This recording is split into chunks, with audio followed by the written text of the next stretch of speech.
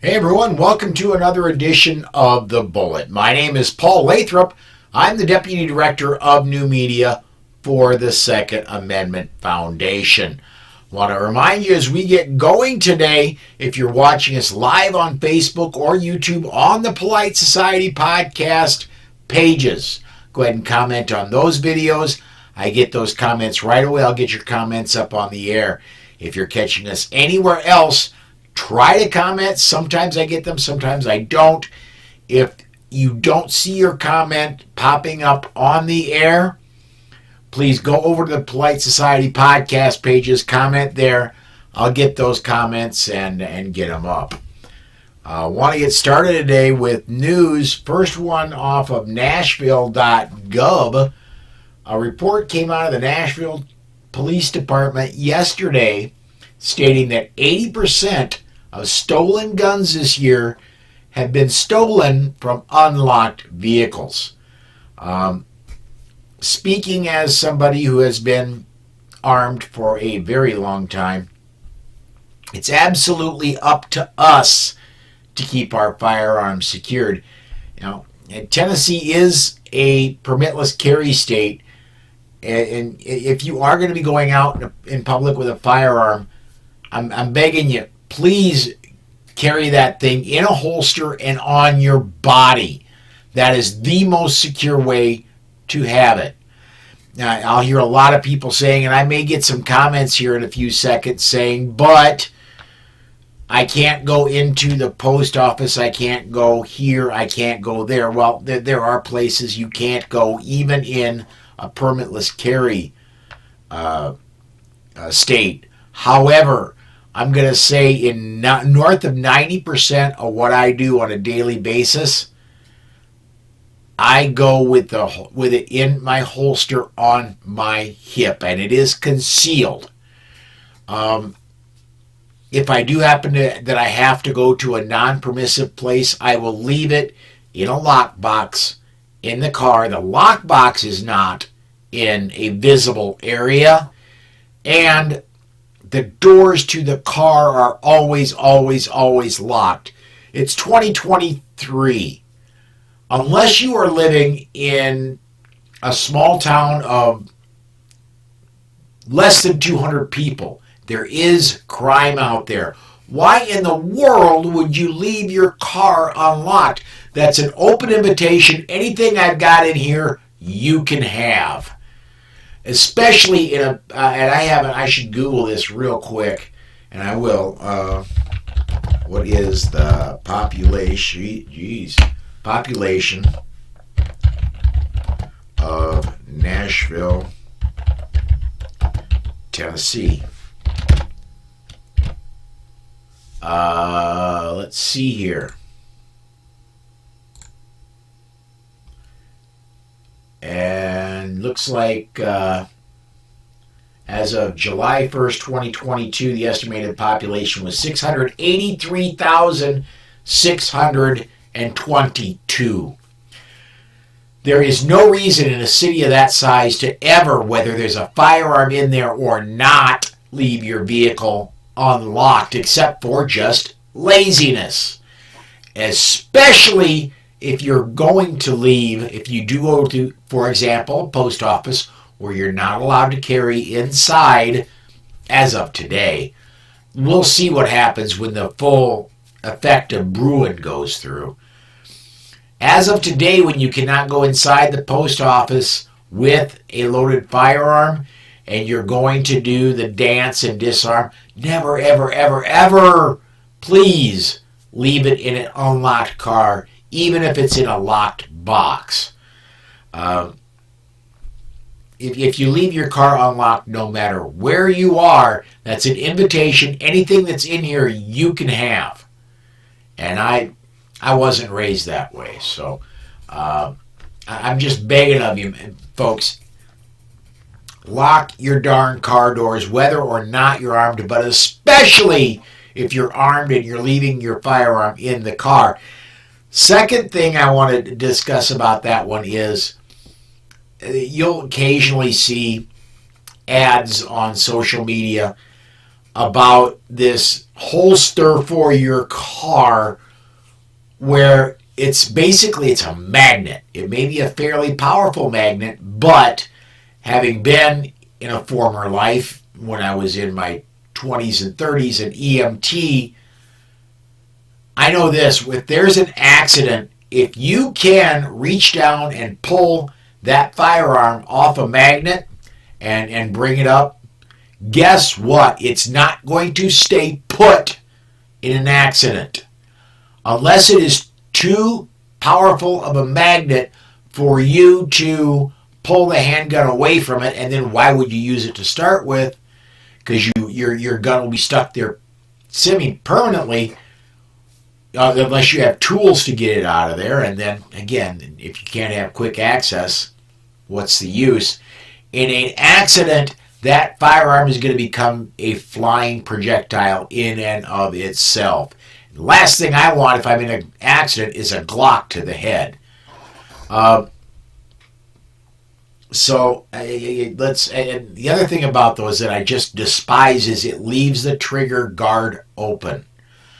The best way to make sure your firearm is secure in your car is to have it on your hip.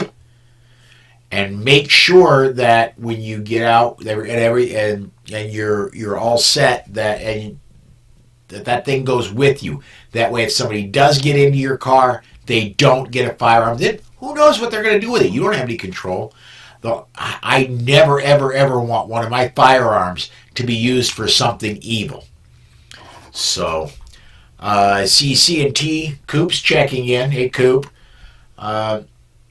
This next one, an AWR Hawkins story over on Breitbart. I believe it was a Saturday broadcast a couple weeks ago this came up, but they actually went and did it. Democrats on the Indianapolis City County Council voted Monday night to ban constitutional carry and concealed carry with a permit within city limits. The ban was part of Mayor Joe Hogsett's gun control package. And 3 guesses which party he belongs to, and the first 2 don't count. Fox 59 reported that the Hogsett's gun control also bans assault weapons within city and raises the minimum age for gun purchases to 21. The gun control push comes as Hogsett is running for re-election in a city climate where crime and murder are surging. The Indy Star noted a spokesperson for Jefferson Shreve, who's running against Hogsett, said, "It's remarkable how much Joe Hogsett has to say now that it's an election year." Part of Shreve's campaign platform includes reinstating the city's public safety director position to fight crime. Hogsett did away with that position in 2016. None of Hogsett's gun controls can take effect in Indianapolis because a state preemption law prevents cities and municipalities from passing gun controls that exceed those at the state level. First of all, I just looked over at comments. Warsaw Patriot, I haven't seen you, Warsaw Patriot, checking in on the YouTube site. Haven't seen you comment in a very long time, Warsaw Patriot. Good to see you in there, and thanks for checking in. Basically what this is virtual signal. Virtue signaling is all it is. They can ban concealed carry with or without a permit all they want. State law says you can't do that. State law says no local law can be more stringent than state law is, that Indianapolis cannot go make its own gun laws. And so, yeah, this is just virtue signaling. This is just the mayor saying, look, see, I did something. It's just those people in Terre Haute that have blocked me from doing any good, but I want to do good. See, that's what I did. He's just struggling to get votes. I don't know, and I suppose I should look up, but I'm not going to do it live. It's not going to be as fast of an answer as the population of Nashville. I should see what party these two belong. Well, we know what party Hogsett is a part of. I wonder if Shreve is a Republican or if he's a independent running, a Democrat that's running as an independent or what. Because, well, I think it may be a good idea to reinstate that public safety director position. How about you get your district attorney, when somebody commits a crime, lock them up, keep them locked up for a very long time. Make it hurt to commit a crime. If somebody commits a crime of violence when they're 18, let them out when they're 35 or so. That will hurt, and maybe by the time they get to 35, they'll calm down a bit. Let's see here. Yeah, and let me get a couple comments in here real quick. C&T Coop says, so they have a state preemption law and the city is just playing games. Yeah, that's absolutely right. They can pass all the laws they want. They can ban firearms in the city by city ordinance all they want.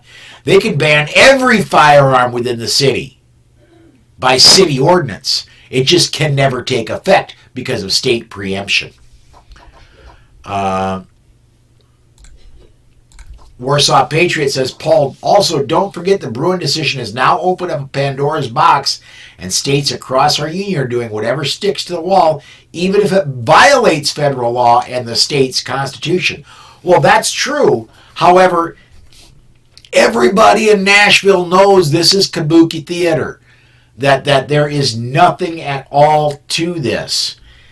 And so, this is kind of a throw it against the wall, see what sticks.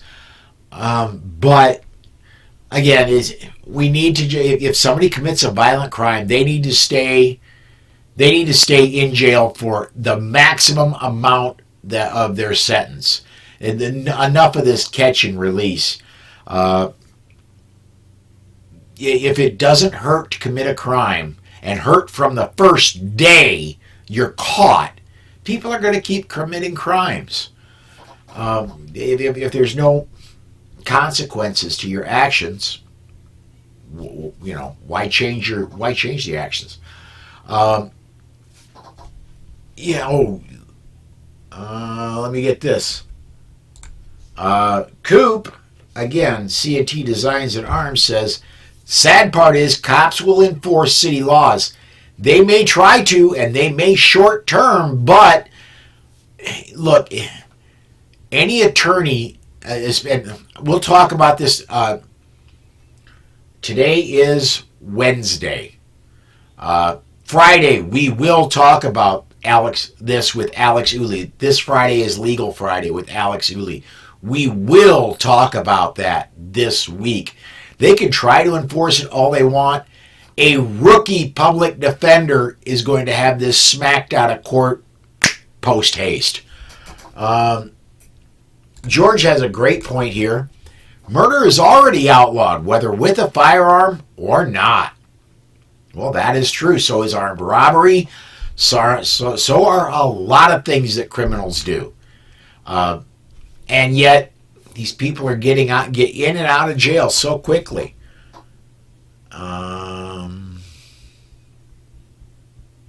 I like this Warsaw Patriot. The biggest crime, I'd say, is making more laws that do nothing but create citizens into criminals by their own definition. Followed it up with, you cannot legislate morality, period. Yeah, you're absolutely right. Until there is pain for doing bad deeds, people are going to continue doing bad deeds. And people, by the way, who may not, or you would ordinarily think of as bad people, because there is no consequences for your actions, it's sliding that window ever so much so that it used to be only horrible people were doing these things, but since the horrible people are getting away with it, people who may not quite be quite so horrible are doing it. And if they get away with it, people who might be, just ugly people, nasty people, but not horrible people. And so it just keeps sliding the window until if Joe down the street can do it, why can't I? All right, let's go ahead and I got a couple more stories here, and we're halfway through the show. This one could be short, though, tonight, because these next two stories are not long ones. GOA files a new lawsuit against the ATF. This is off Yahoo News. A Second Amendment advocacy group filed a lawsuit against the Bureau of Alcohol, Tobacco, Firearms, and Explosives over the agency's zero-tolerance policy to shut down gun stores. GOA filed a suit against the ATF on Tuesday over the agency's rigid inspection guidelines for FFLs from the January 2022 that makes it easier to revoke a gun store's federal license. This is from Eric Pratt. This zero-tolerance policy towards lawful commerce guaranteed by the Second Amendment is just the latest example of this administration weaponizing federal agencies against their political enemies. He also said, it's also one more compelling piece of evidence to support gun owners' demands that Congress defund the ATF. And today, my understanding is the business that filed with that is named in the lawsuit with Gun Owners of America, that business was shut down today by the ATF. And despite then later in the story they said, well, we don't comment on ongoing litigation. They may not comment it, but actions speak louder than words. And they just went in and shut that business down today. So, yeah, it's absolutely retribution. Let's see here.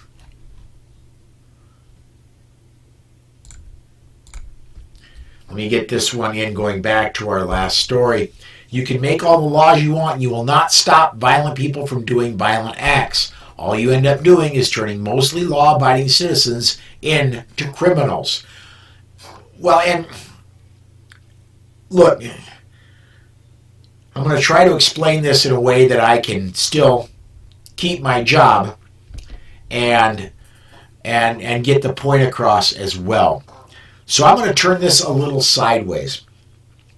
Girl has a boyfriend, and the boyfriend is 100% fantastic, loyal boyfriend, and yet she accuses him of cheating. And he says, no, I didn't cheat. Well, this and that and the other. And so he's off the hook for that night. Next night, the girlfriend accuses him of cheating because he was looking at another girl. He explains again, no, I wasn't cheating, this, that, the other. Eventually, after enough times of the girlfriend accusing boyfriend of cheating, the boyfriend's going to go, well, if I'm accused of cheating, I might as well get something out of it, and he's going to cheat. Same thing with turning law-abiding gun owners into criminals. If enough people are called criminals and enough laws are turned so that law-abiding, and I'm going to switch terms here. I'm going to change from law-abiding to responsible gun owners are turned into criminals, then they're going to just go be criminals. Because if I'm going to get 5 to 10, I might as well make it worth it. Let's see here. Last story here. This is off of the centersquare.com. Gun rights groups are asking a federal appeals court to overturn a lower court ruling upholding Delaware's assault weapons ban and other firearm restrictions.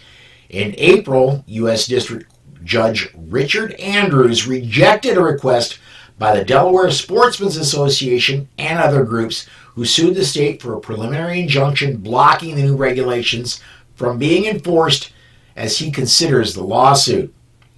But the groups have filed an appeal to the 3rd District Court of Appeals, urging the 3-judge panel to overturn Andrews' ruling that upheld Delaware's ban on so-called assault weapons and large-capacity magazines, what the rest of the country calls magazines.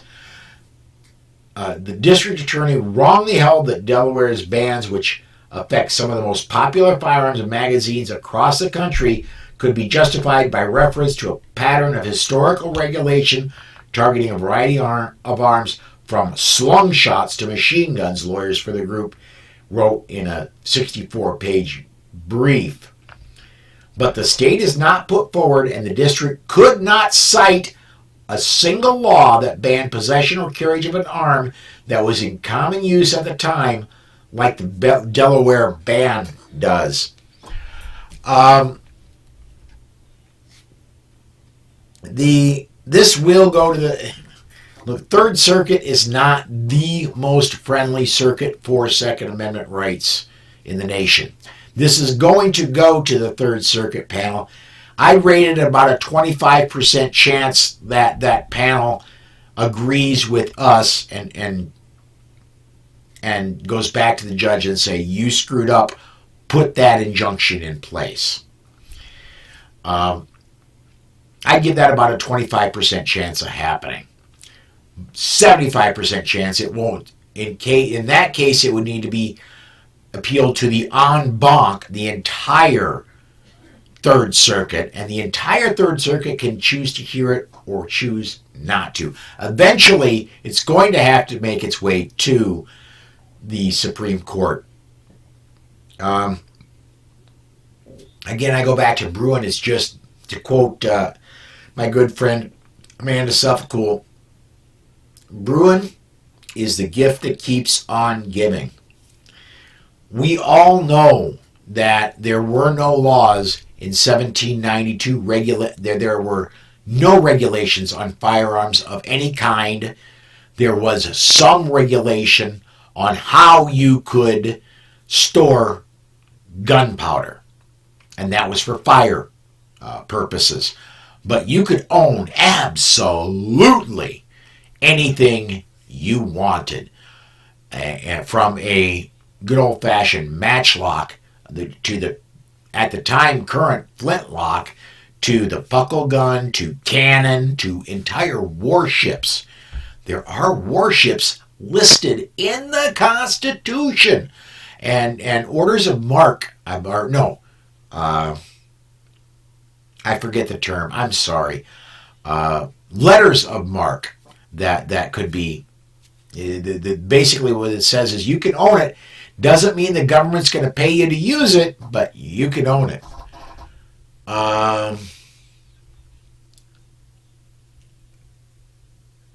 Where are we at? Warsaw Patriot says he's interested in the Delaware case. And he also said, let me get this one up, the Bruen decision theoretically could even destroy the 1934 National Firearms Act. It sure could. And I've said it before, I'll say it again now. I fully expect the 1934 National Firearms Act to be gone within my lifetime.